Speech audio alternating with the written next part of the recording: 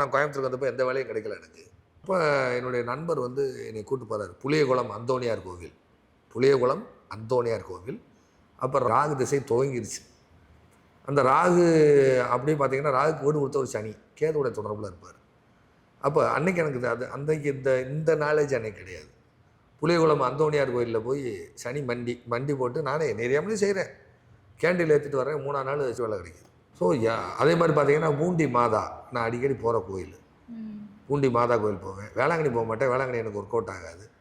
பூண்டி மாதா கோயில் போவேன். பூண்டி பசிலிக்கா அடிக்கடி நான் போகக்கூடியது. என்னை காப்பாற்றிய தேவியில் அவங்களும் ஒருவர். என்னை காப்பாற்றினது அந்த நேரம். வேளாங்கண்ணி வந்து எனக்கு செட் ஆகாதுன்னா, எனக்கு புதன் நீசமாகி கன்னி வீட்டை பார்ப்பதால், அந்த புதன் எனக்கு திரிசூனி வீட்டில் அமர்ந்திருப்பதால், நான் மீன வீட்டில் உட்கார்ந்ததால், நான் ஏகாதசியில் பிறந்ததால் வேளாங்கண்ணி போனால் நெகட்டிவ் ஆயிரும். அதனால் வேளாங்கண்ணி நான் போக மாட்டேன்.